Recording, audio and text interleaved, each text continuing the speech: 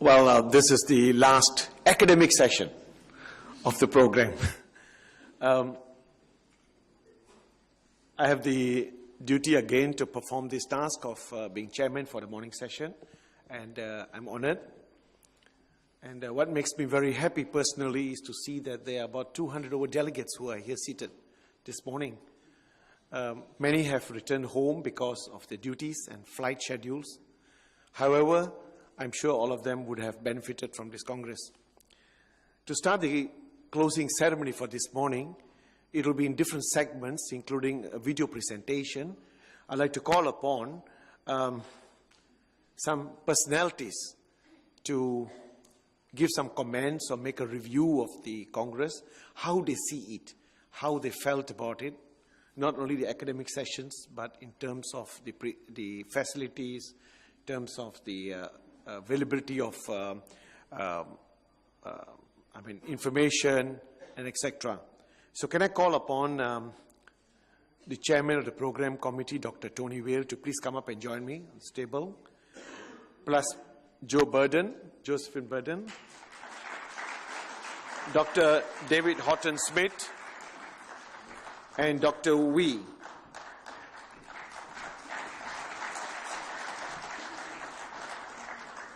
Tony?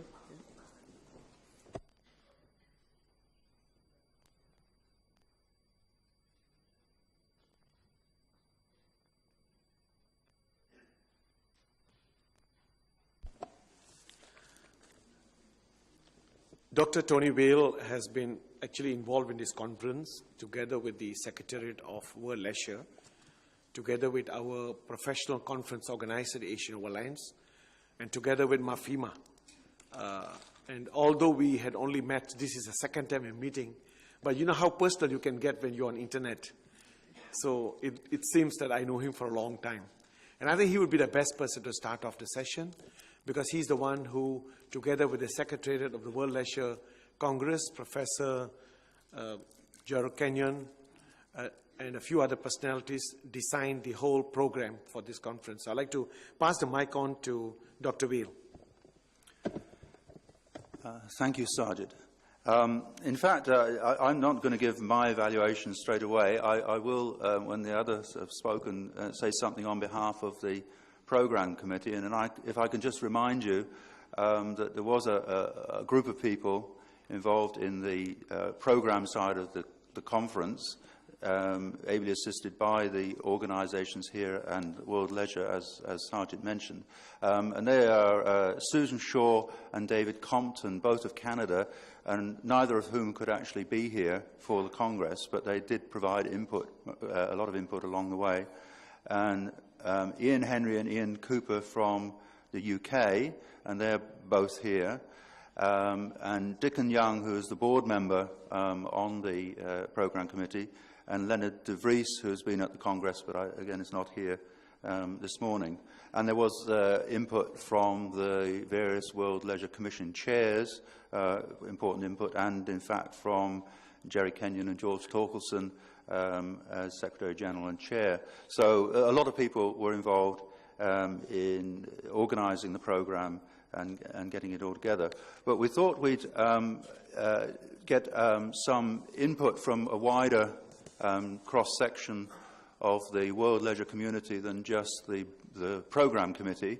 And so we invited three people to address you very briefly. I mean, the remit is for us, between the four of us, to take no more than about 15 minutes altogether. And they've promised to do that. And the first will be Josephine Burden from Griffith University in the UK, and I think we met her in the program, in the panel session earlier on community and the arts. And the second will be David Horton-Smith, who you also met. He's from Boston College, and he gave the talk on the keynote address on volunteering, and he can reflect on that part, which is an emerging part of World Leisure's interests. Dr. Wee Eng Ho, who's from the University of Technology, Mara, and he will give a local perspective on what the Malaysian the reaction to this conference has been or might be or could be in the future. And then I'll give a couple of points resulting from consultation with fellow programme committee members. So if I can hand over to Josephine first. Thanks, Tony.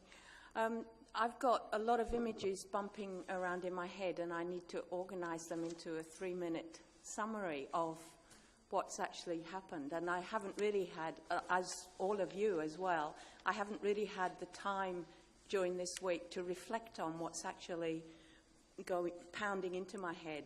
But anyway, here are a few things that I've thought about. First of all, I'd now want to go beyond the theme of the conference. The theme of the conference, as you know, is global forces and local responses. To see if there are any ways in which we have opened up space for a global dialogue between local partners. And that's a different way of thinking about what's going on here in terms of globalisation. We've been thinking about globalisation and local responses to that, and I'm wanting now to start thinking about the ways in which we can actually have a global dialogue that's between local partners, which is a very different way of conceptualising that. So how can we make this world process of relationships between people into a collaboration between diverse locals who have equal standing and respect for each other? First of all, it's no longer enough to simply describe global forces uncritically and show how local groups have rather quaintly responded.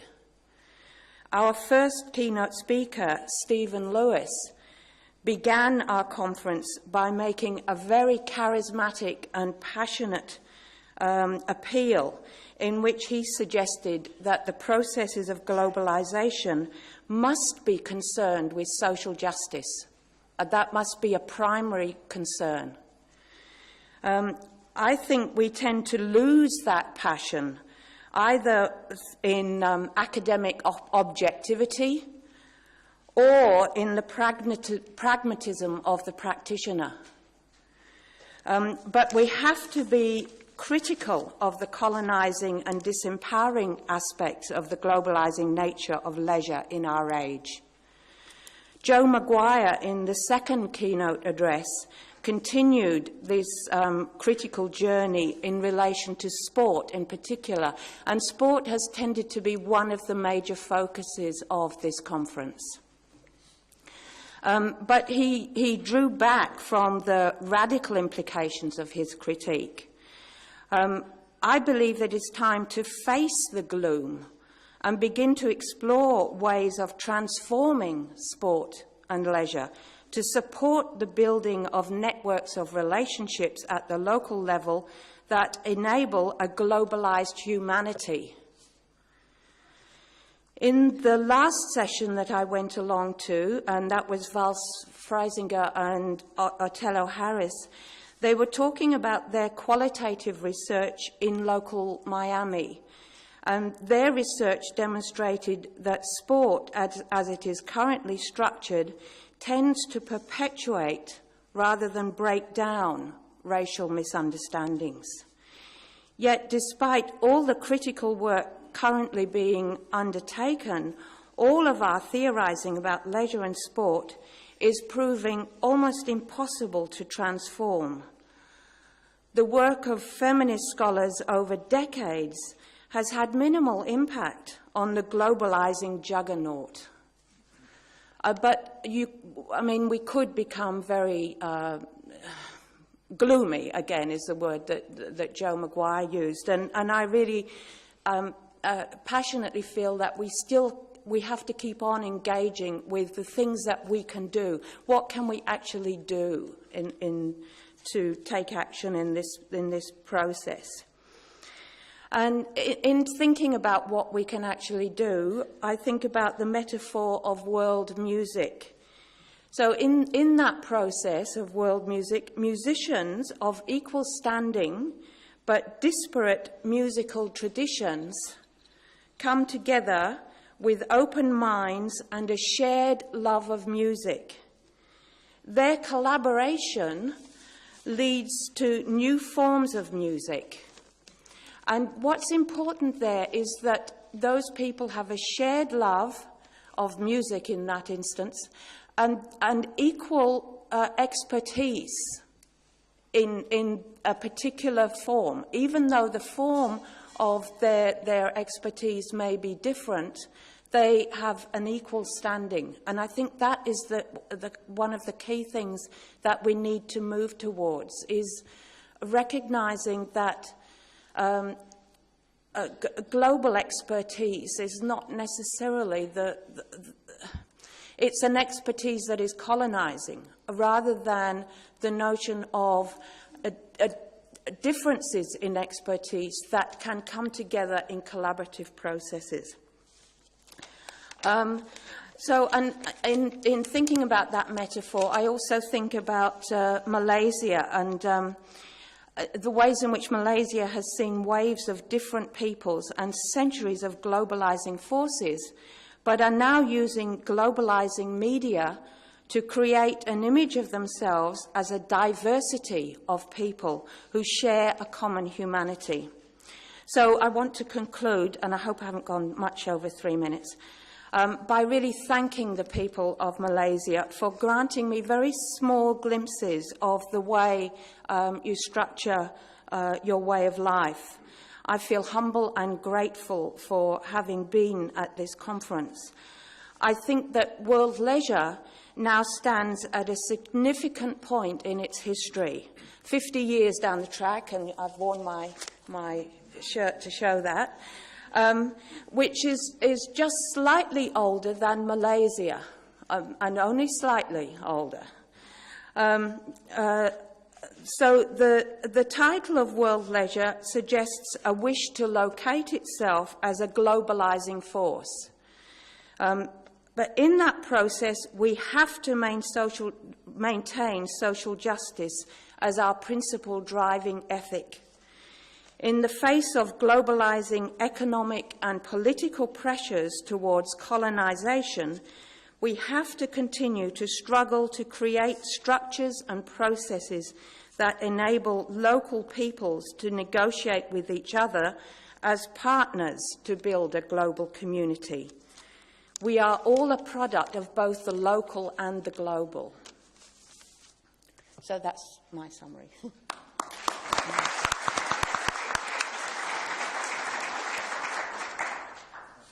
Thank you, Josephine. I'll hand over to David.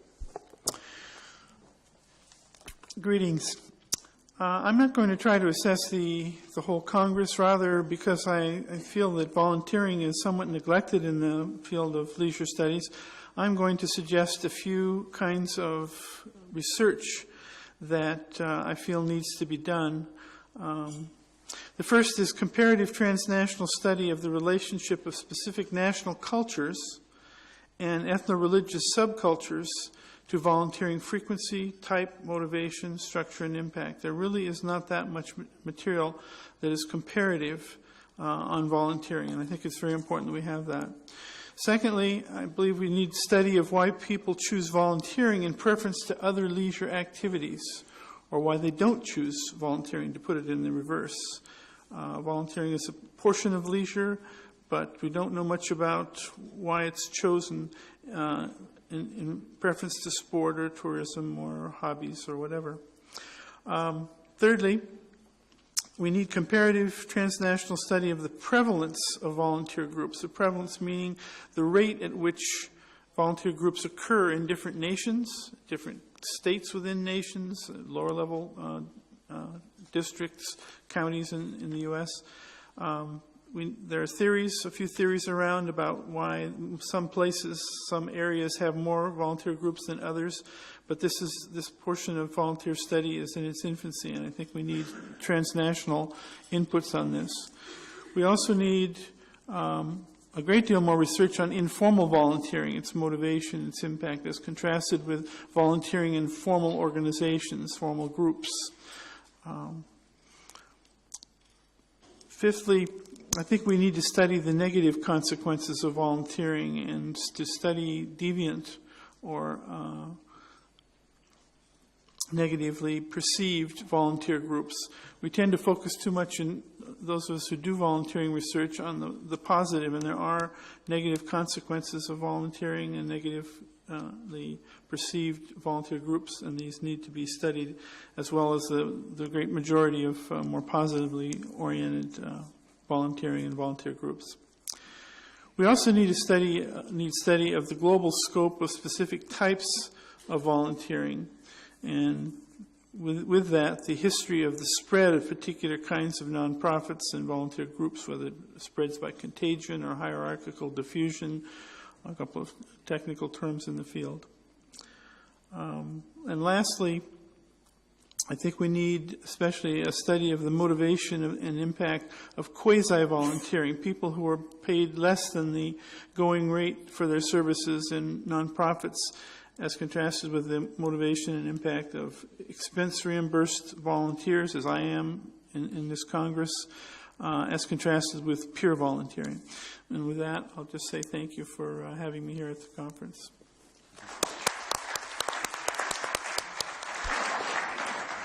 Thank you, David. Now to Dr. Wee. Thank you. Good morning. I would like to respond on various aspects of this Congress in this perspective of developing countries. All right. So, but anyway, I would like to stress that whatever I say is my opinion. So, no other organizations should be implicated in this case. First of all, I would like to touch on the redevelopment of mega facilities. In fact, if you have listened yesterday morning on sport facilities and events, it is heartening to note that the redevelopment of facilities like Wembley is on the agenda. However, a question remains: are the facilities open to ordinary people when there's no official events? This is something that a big question for developing countries like Malaysia. Right?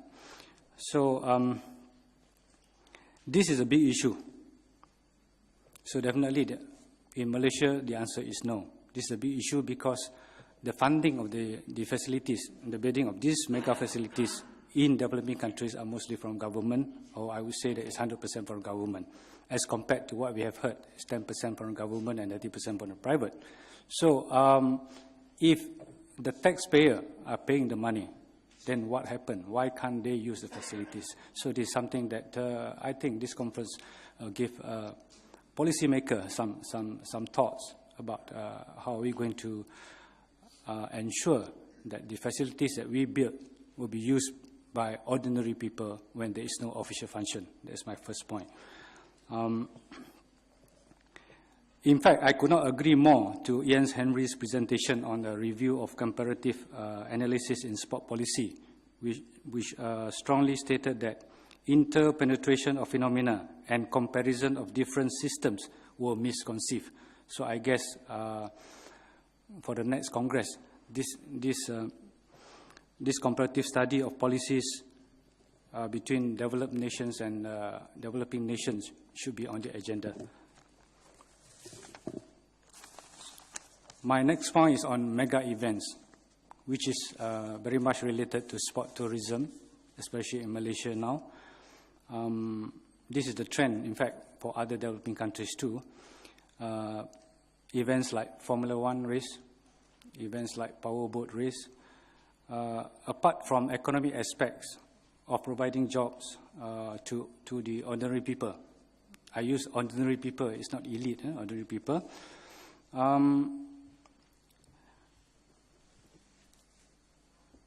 The ordinary people are not able to experience those activities as their leisure pursuit. What they could do is just to be faithful spectators. That's the most they can do, because I think economically they are not in that situation to use the facilities. Whether we like it or not, the achievement of sport is still the achievement sport is the dominant factor and has great influence on leisure pursuit. So what we are hoping for is to revive the interest in traditional games and traditional sports. In fact, way back in 1993 to 1996, the curriculum for physical education and co-curriculum in the teacher training colleges in the whole Malaysia, we have put in traditional games as part of our curriculum. But unfortunately, after 1996, things changed. There's no more traditional games in the curriculum.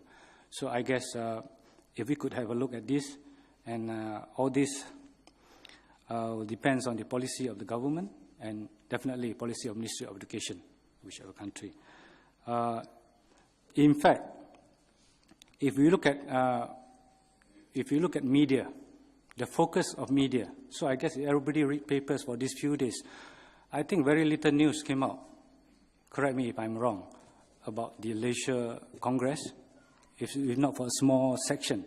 But if you look at the back from look at the Star newspaper, starting from the back page, you have at least 3 pages going for achievement sports. So I think this inequality should be addressed, especially for leisure sport.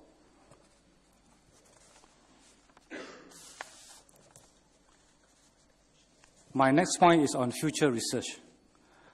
And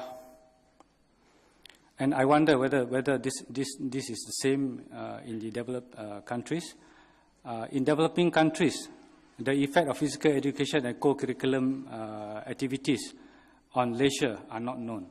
We have physical education. We have physical education in schools. It is compulsory for a child to do physical education. But if we look around, I mean, there's no empirical evidence. Look around, we discover that many people are not pursuing leisure. So I guess maybe the answer should be the root causes should be in the implementation of physical education program or curriculum program in school.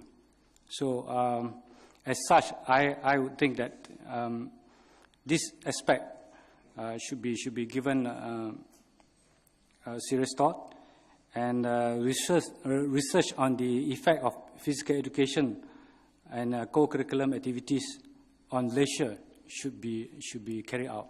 So I guess maybe a comparative study between the developed countries and what happened in developing countries should be done. Another point I would like to bring out is the value that we attach to the word leisure. So I think in developing countries, maybe leisure, the word leisure carries different meaning for different ethnic groups, namely Chinese. If we talk about leisure means just to play around. So I guess Chinese parent will say, why do you play? There's nothing there. There's no money. So these are the aspect that we will see. This cultural aspect should be dealt with in great depth. I'm not saying that just because I'm a Chinese. So in developing countries, different values are attached. So I guess maybe in developed countries, the same thing is happening with different groups. So in conclusion, this conference is relevant in the context of leisure in developing countries. However, it could have been better if this international forum can help in identifying the root causes as to why people do not pursue leisure. Thank you very much.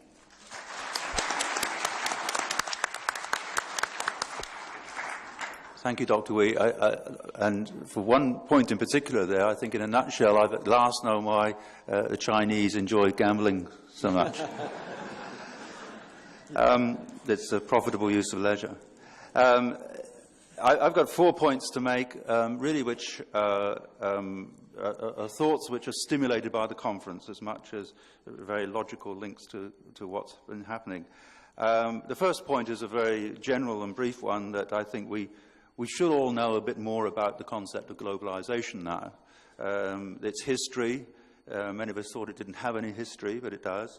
Sometimes, in some perspectives, hundreds of years. Its diverse meanings and its sort of multi-directional processes. We've discovered that it's not just a unidirectional thing. It's got all sorts of possibilities and all sorts of meanings. So that's the first very simple point.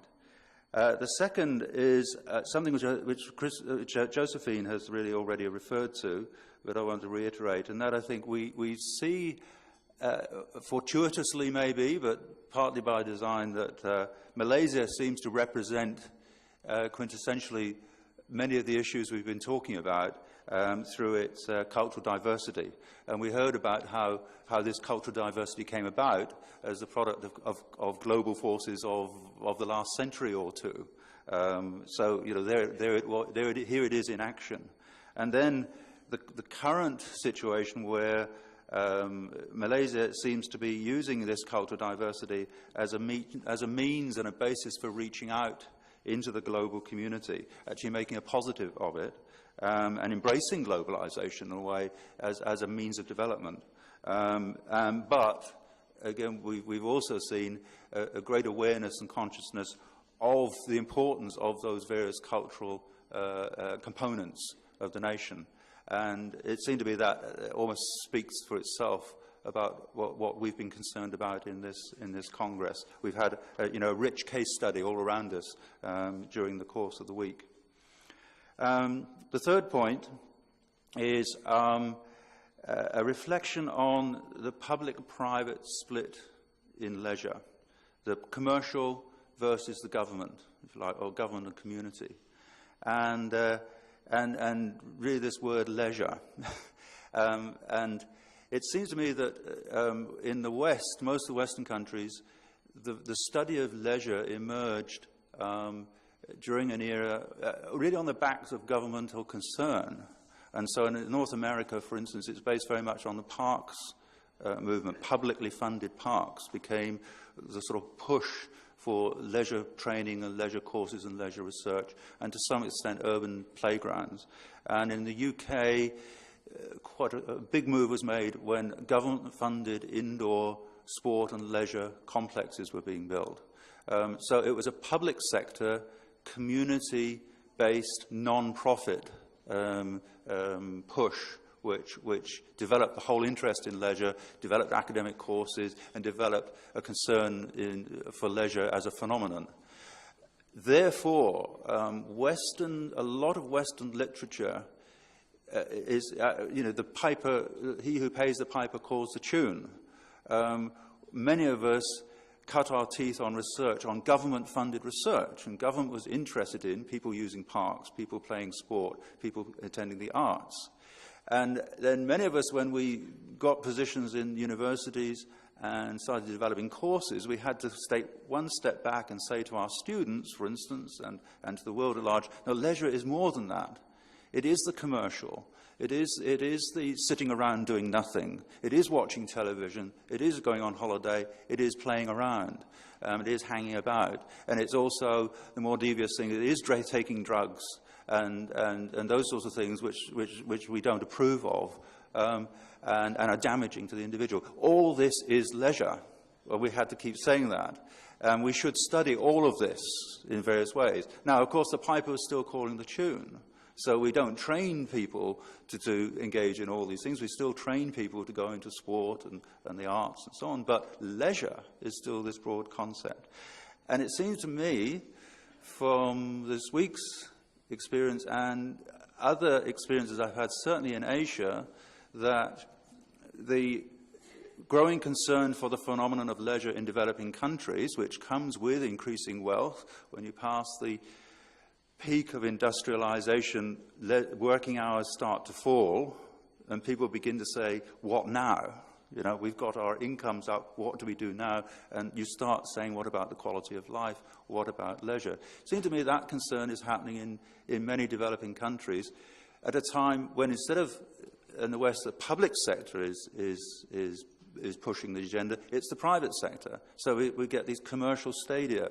We've got the pinball parlor machines, the Game Boys, and commercial resorts, none of which was there in such an obvious way 50 or 60 years ago when the West was developing leisure studies. So you're having to kind of you're almost doing the opposite, it seems to be. You're having to say, well, leisure is all this, but it's also public and community. issues. And it's the local playground and the park and so on, as well as the commercial and so on. And it's still all leisure, but we have to have concerns for some of these things which aren't happening and will therefore damage the quality of life. And certainly one theme in the conference which cropped up in certainly a couple of presentations I heard was about the globalization breaking down community, breaking up communities, breaking community links, and so on, and the loss of community. And it seems to me that is part of what leisure, publicly funded leisure, can do, which is seek to preserve some of those community values and community links and quality of life. So that's a bit muddled, but I think that whole issue of the public and private sector is an interesting one, and something I've certainly been caused to reflect on as a result of this week's deliberations. The final point I would like to make in terms of reactions to the Congress are, and a couple of speakers have already mentioned it, I think for those of us, both researchers and policymakers, a lot of questions were asked and a lot of people saying we don't know the answer to this, whatever it might be. And we certainly don't, where some countries may have tackled the question and begun to research into the impact of mega events or something like that, others haven't. And I would suggest that in more or less every area that's been touched on in the many sessions this week, there's a possibility for collaborative, international, collaborative research. And since one of the themes was certainly the developed versus developing countries, it seems to me this is where we can partner together and say, can we get some comparative research? Can we get some funding from international organizations? And in this way, the more wealthy nations or those with more infrastructure can help those who are trying to get it together by saying, look, let's have a project which we replicate in 4 countries and see if we can get that funded and that up. Now, I think those of you who have talked to colleagues from other countries and realize you have the same questions and same interests, why don't you get together on the internet and by email and say, can we develop a project? Can we talk to the Research Commission and World Leisure and get something up so that maybe when the next conference is up or the one after, we can come back with some results and say, yes, this is a trend across the world, or this is very different, or whatever. So I think the theme of comparative research is something which I think World Leisure should take up, and maybe more systematically in future congresses we might look for actual outcomes at congresses like this, research proposals and collaborative projects which might take off from the Congress. So those are my 4 points of comment. There's lots of things we could say about the way the Congress is put together and for the future. I'll be putting a report together for the World Leisure Board, particularly because this was a slightly new departure where we had a program committee that was separate from the local organizing committee. So it's a new departure and we need to evaluate it. And so I'm certainly open for comments and other members of the program committee of what you think, what experiences from this Congress should be fed into the next one, and so we learn. And I'll go further than that. I've got all your emails, and you'll hear from me. And it's very easy. You hit reply and you have say your piece.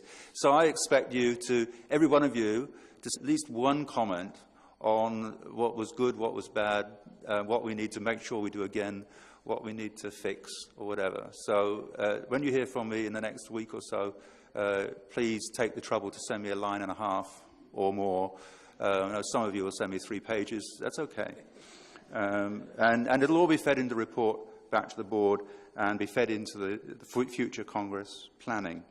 There's lots of thank yous going to be said in a moment, but I'd just like to thank the local organisers for their hospitality. I think an important ingredient in a Congress is nothing to do with the programme, the academic programme and the papers. It's to do with the layout, the fact that you can mingle together and talk, the fact that one has social events which keep us together, and friendly staff, helpful staff, and the whole atmosphere. And I've been very pleased myself with that buzz and that positive atmosphere and the milling around and the mixing and the social events, which are really half the battle, and the wonderful hospitality. So I'd particularly like to thank our Malaysian hosts for that, and thank all you for contributing to the programme.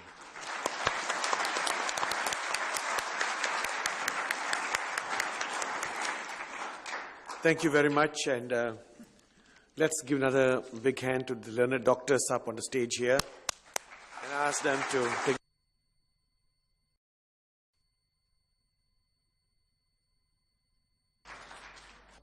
I would like to call upon Professor Dr. Gerald Kenyon to join me on stage here. So proceed with the next item on the list. Thank you, Mafima, with the assistance of the government and all the other related bodies.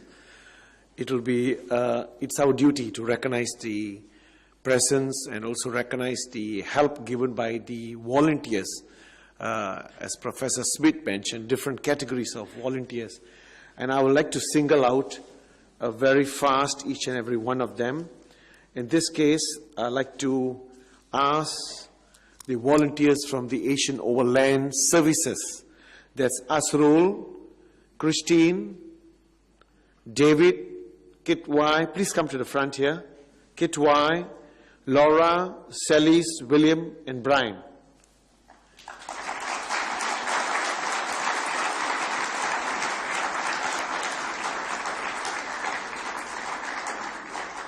I also like to recognize and invite the volunteers from the St. John's Association. Please come forward.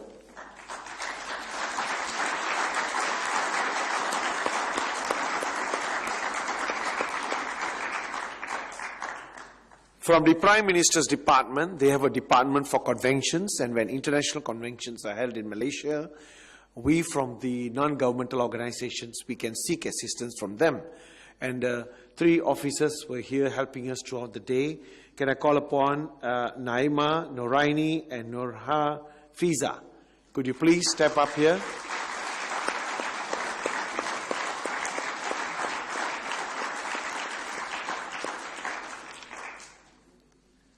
And the ladies in black who all the time running around, all of you during tea time and going in and out of the offices, being the doorman, well, they're from the university.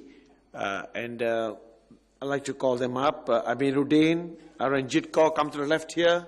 Aranjit Kaur, Fatima, please come up. Kumareswari, Manveen Gill, Punita, Sughuna, Susie Phillips, and Said Najib.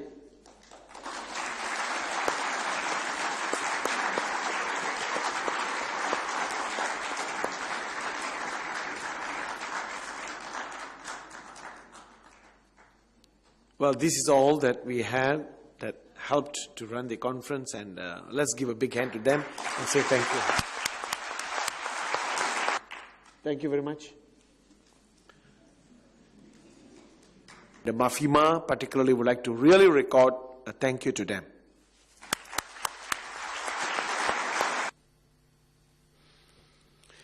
And then there's the chair of the program committee.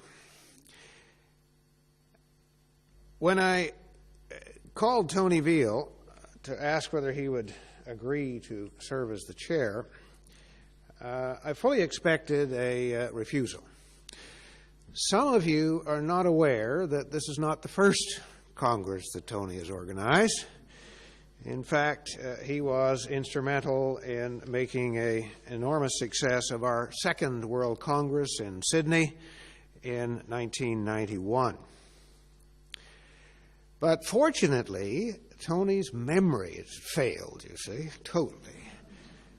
And he forgot about how it was to organize a program, and he agreed. And of course, I couldn't be more delighted with that response. And I think you can all agree that if there's one person that has worked day and night to pull this program together, if you haven't had at least 4 communications, maybe 6 and 8 communications from Tony, I would be very surprised. We've had a few ourselves.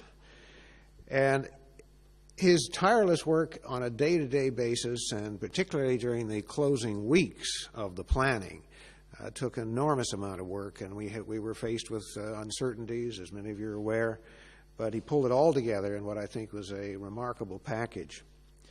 At the same time, he fought for a principle that he believes in when it comes to conferences and congresses, and that is, in fairness to the presenter, who's gone to considerable length to prepare a presentation, and in fairness to the audience, you really ought to preserve enough time for that presentation.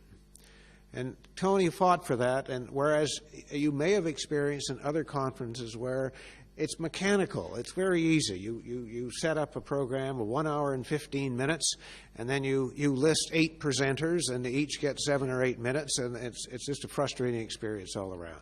I hope that didn't happen here. I can't believe it did. There's never enough time, of course, to discuss. We know that.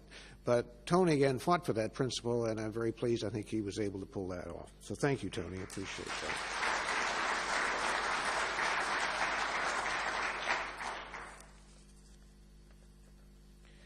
I'd like to turn now to express appreciation to our hosts, Marfima. We've had strong support from the President, the Right Honourable Dato Seri Shahidin Qasim, the board of Marfima, and of course the Marfima staff, which you've already seen recognized. We add our deep appreciation to each of those members, and I'd like at this point to call upon the members of the Marfima board to come forward and be recognized. So if most of you, I believe, are here, so would you please come forward, beginning with the Vice President of Marfima, Haj Isa Mohammed Ibrahim Shah. Come forward.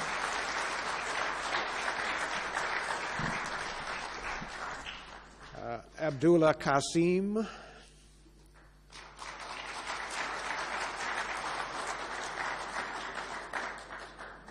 N. Mohanadas.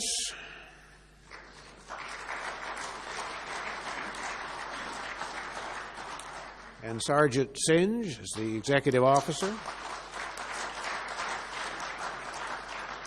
Nordeen Hussain.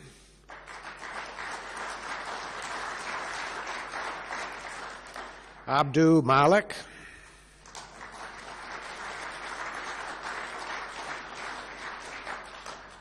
Rohan Ganasan. Not here. Okay. Lee Kwan Meng.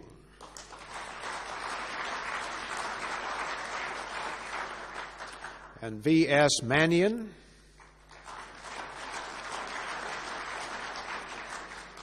Ramakrishnan.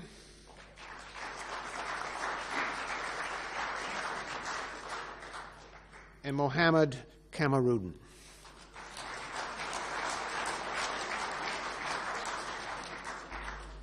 Ladies and gentlemen, the Marfima Board, thank you for your support.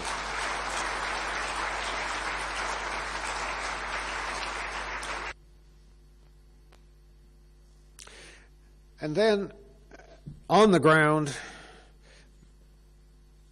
there's always a Congress director. Sarjit Singh has served in that capacity, and I can't imagine, at least to my knowledge, and I've had a number of people monitoring him, that he's had any sleep this week at all. He seems to be available in all hours of the day and night, and some of you may have found that out in one way or another. It's only an indication of the attention to detail that Sargent has brought to this conference, particularly in its closing days when the details are necessary to be attended to. No longer can you imagine, well, in generalities, the work has to get done. And Sargent, we are very grateful for the work that you've done.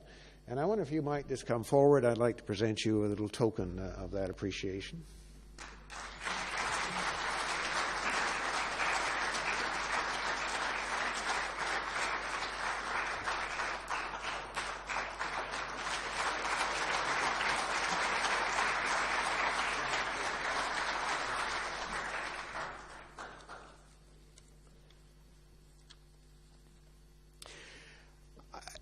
there's one feature that stands out in my mind that has been generated by our hosts, and that is the warmth and depth of their hospitality. It's absolutely been splendid in my judgment, and I don't know if anybody else experienced it or not, but no matter where you turn, there was always someone there to help, always someone there with a smile, always someone there for whatever need we may have had at this time during the conference. And I just think this was a major, major element of this conference and should not go unnoted.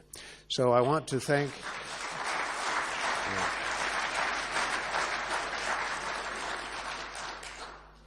And so I'm going to ask Mohammed Isa Ibrahim Shah, the Vice President of Marfima, to come forward and receive just a token of our appreciation for that wonderful hospitality.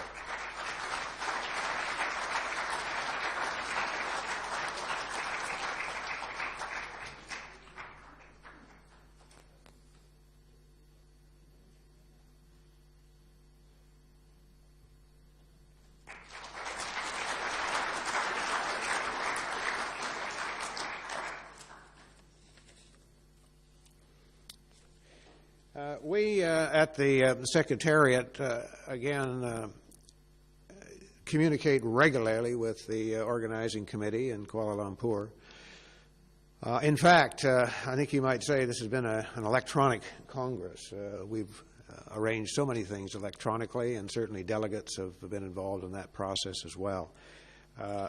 We have had to, of course, relate very, very closely with the staff of the Asian Overland Services. I just want to, again, add my appreciation, because it's been difficult sometimes under changing circumstances and uncertainties, but on behalf of the World Leisure Organization and Secretariat, I just want you all to know that we are very appreciative to the Director of AOS, Mr. Anthony Wong, and also the other members of the staff that have been working so hard and have already been recognized, so I won't recognize them by name, though I am tempted to mention Christine Key and Laura Wong. They have been exceptionally helpful, and I know they have a lot of support staff behind them, but again, they've been on the emails several times a day, I know, and again, you've been involved in their help as well. So I'd like to ask Christine and Laura just to stand again and just express our appreciation.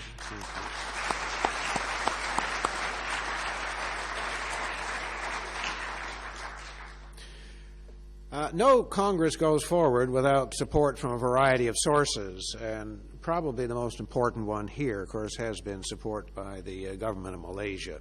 And I just want to make certain that you appreciate the support that we've had from the Minister of Culture, Arts and Tourism, and particularly Tourism Malaysia.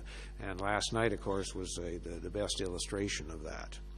However, supporting us throughout the planning and throughout the Congress, of course, has been the Ministry of Youth and Sport. And we have today, of course, we've had support from the Minister himself, who gave a presentation, as you recall, on our opening evening. And we've had many officers of the ministry involved in the planning and directly supporting our Congress efforts. We have with us today the Dato Raja Roslan, who is the Director General of the Ministry of Youth and Sport, and I would like to recognize Dato Roslan.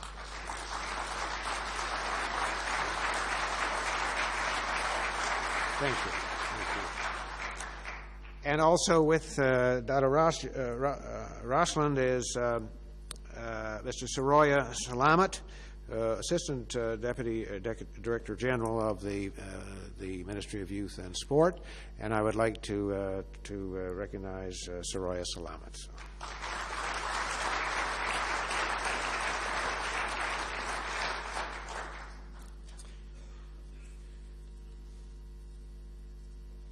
Well, you've heard already that World Leisure is closing its 50th year, if you like, and I think it's closing its 50th year on an optimistic note. You've heard that plans are already in place for the next 3 Congresses. And I can assure you that, or inform you, that we've already had inquiries about Congresses in 2010 and 2012, and it's about time, I think, we might put a stop for the inquiries, anything beyond that at this stage. But what that tells us is that there's a tremendous interest out there, and for that reason, we're most grateful for those that, and I think it's a commitment to the association, and therefore we're very, very pleased to find that that interest is there.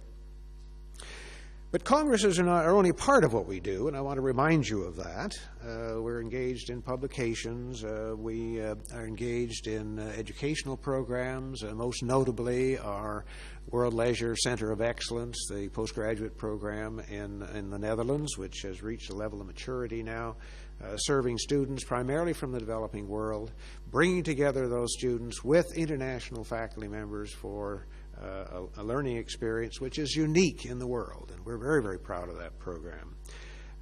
We have, at the same time, from time to time, we do regional conferences and to focus our interests geographically and making it more practical for people to attend. And there's a variety of other ways that we think that the organization may well be expanding in the future. So I just want to invite you to continue your interest, strengthen your ties with the association, and make this a good beginning for the next 50 years. Thank you, ladies and gentlemen. I appreciate the opportunity to express our appreciation and wish everyone a safe journey.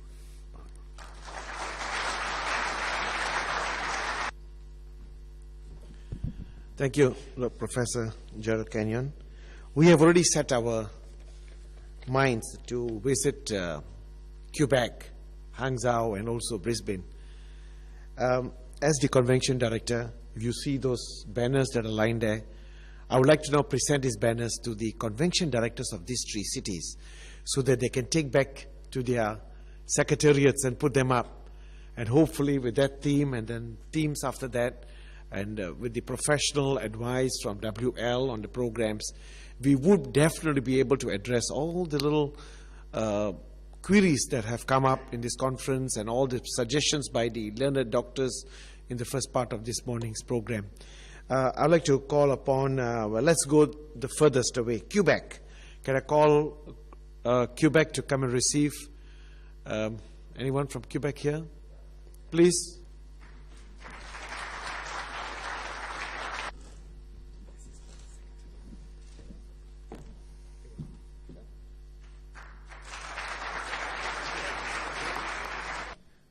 The Chief of the Secretariat for Hangzhou, Dr. Dickon Yong.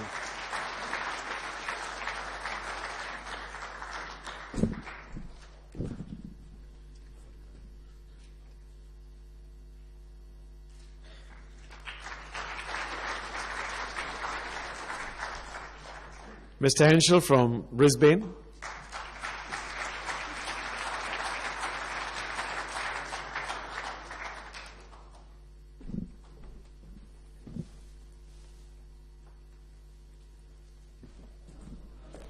My president and my deputy president that we would like to show an appreciation to the members of the World Leisure Board. And yesterday I got a call from His Royal Highness Raja Dato Roslan saying that he wants to present a gift to the board. So he organized the gifts very fast, immediately.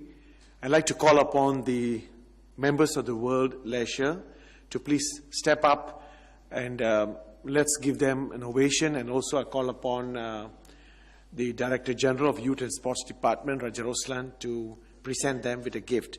Can I call upon, not in order, have I left out anyone? Please? No. Those who have left us, we will send the souvenirs to them. Ladies and gentlemen, let's give them a hand. These are the world leaders.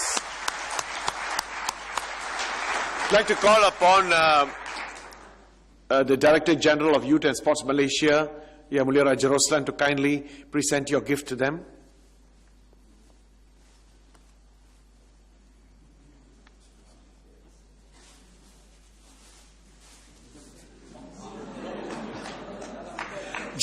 just purchased.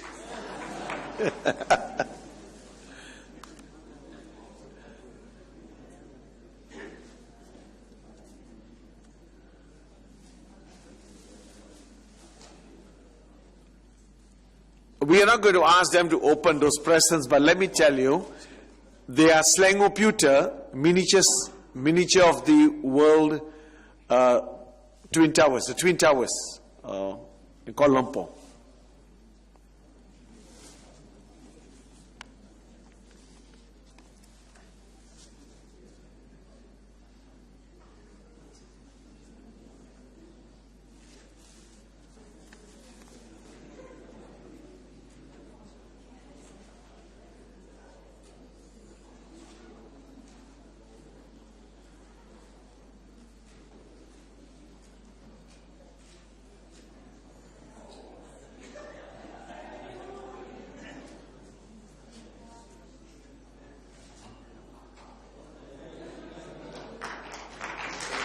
Head of the Secretariat, personally the Secretary General of Mafima, I'm going to take this opportunity to, on behalf of all of you, on behalf of the Secretariat, on behalf of Mafima, to say thank you to someone who really worked with us for the last 3 weeks to put everything in place, and without which we would not have succeeded, frankly. I'll be very frank with you. It's like the last runner in the 4 times 100 meters, you know, the man who makes the dash and hit.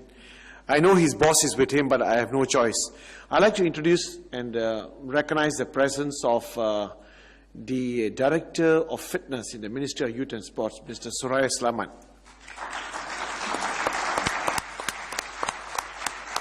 Thank you, Suraya. Thank you very much. Thank you. I know you're seated beside your boss, but don't blush, please. Well, it takes also all people to help. I would like to call upon Yang Mulia Raja Roslan and Tuan Haji Isa to please come up and join me on the table.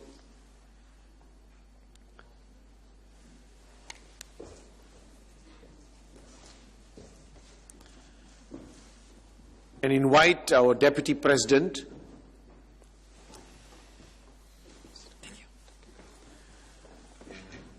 Mr. Ibrahim Shah, Mr. Isa Ibrahim Shah, to kindly deliver a speech. You could use the restroom. Thank you. Datuk Raja Roslan, Director General of the Ministry of Sports, Ministry of Youth and Sports, Professor Dr. Gerard Kanyan, Sarjit Singh, ladies and gentlemen. Now we are also coming up to almost the end of our 7th Leisure Congress. It makes me very sentimental, you know, because we have been working together in very friendly atmosphere. We've been working together very closely. And then somehow, I do not know whether it was a coincidence or whether it was engineered by Sarjit. The temperature went down. When the temperature went down, we were asked to get closer together. And we work very much closer together, and we understand each other more. Even Paula, who hails down from Finland, said to me, it's cold, you know. I was thinking it's her natural habitat. But anyway, I think you can't trust Sajid, you know. Maybe he really pushed the temperature down so that we can get to work closer to each other. Now very soon, I think I got to change a little bit of the sayings, you know. Because when we part, when I was young, I used to write in the autograph, out of sight, out of mind. But I think we do a little bit of, you know, in science we call it inversely proportional. We say, this time don't say out of sight, out of mind. But we say, out of sight will bring closer memories to the mind. So we have been close together. I hope we always remember our time together. It is nice to have a lot of friends, you know. So we can only say that somewhere in the distant shores, we have friends waiting for you. And then most of us here, most of the people who work are actually volunteers. And we work as a volunteer. And then sometimes we may have made some mistakes, or we may have been a little bit rough to you in our effort to do some work. If we have done so, please excuse us. And I ask for forgiveness from every one of you if we have done something wrong or we have been a little bit rough to you. It is always in our culture to serve our guests and friends as much as we can. This is the Malaysian culture. But sometimes we may make mistakes, but we try our best to serve you. So for this, I just want to say something. If we have not served you well, please tell us. If we have done so, if we have served you well, please tell others. If you do meet again, we shall smile. Thank you very much.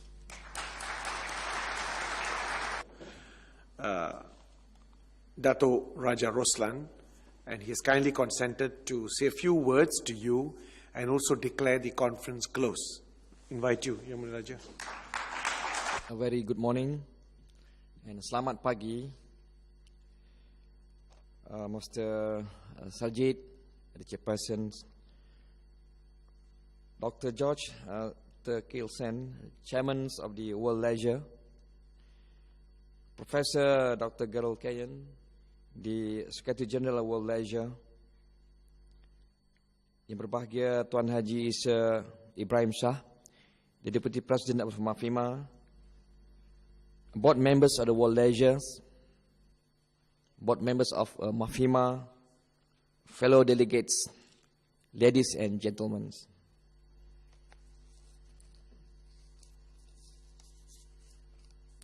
First of all, on behalf of the government of Malaysia, particularly the Ministry of Youth and Sports Malaysia, I would like to express again our appreciation to the World Leisure Board Committees for selecting Malaysia to play host to this prestigious Congress, which is being held for the first time in Malaysia and Southeast Asia. I would like to congratulate the Malaysian Leisure and Recreation Council, or in short, MARFIMA, for hosting the 7th World Leisure Congress for 2002 in Kuala Lumpur successfully. I believe and hope you all take advantage of the many opportunities, especially during the papers presentation by the speakers throughout the session. And I hope all of you has benefits from the ideas and views. And I believe, especially the Malaysian, our NGOs, my officers from the Ministry of Youth and Sport, the government officers from other department and ministry, and the private sectors who are attending this Congress, has gained tremendous knowledge, especially from the papers that have been presented during this Congress. The Ministry of Youth and Sports, Malaysia, will pick up and make follow-up to the various excellent ideas and views that was shared during this session. And I believe it will be a great help and a great reference to strengthen our Sport for All program in Malaysia. I hope you have enjoyed your stay in Kuala Lumpur, Malaysia, although it's a short time, it's a busy time with all the papers and the session. And please bring this good memory home and do come again to Malaysia with your family and your friends. To the MAFIMA, I hope they will continuously function strongly as the coordinator and umbrella body for the leisure and the recreation organization in Malaysia, and become active partners with the government's agencies, especially with the Ministry of Youth and Sport Malaysia, in realizing the Sport for All program through Fitness Malaysia or Malaysia Syirgas. I'd like to ensure the Deputy President and all the members from MAFIMA that the Ministry of Youth and Sport will fully support your program for the future.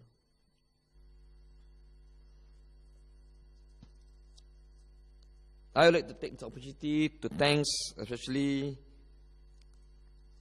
Master Garel Kenyon, the Secretary General of the World Leisure, and of course Dr. George, the Chairman of the World Leisure, for the excellent job done and give us the opportunity to host this World Congress. Last and not least, I hope the warm friendship will continue, and I hope you enjoy your stay and have a pleasant journey home. With those words and hope, I officially declare close the 7th World Leisure Congress 2002 in Kuala Lumpur, and hope to see you all in Brisbane, Australia from 12 to 17 September 2004. Thank you very much. Yang Mulia Raja Roslan, that ends this session. And a little bit of housekeeping and also a few words. Just for statistics to know, there were 23 countries that participated, and total official delegations are 292. Total, 292. If we were to include all the volunteers and those personnel who were helping us and officials from the private and public sectors, the total people involved in this conference were about almost 320.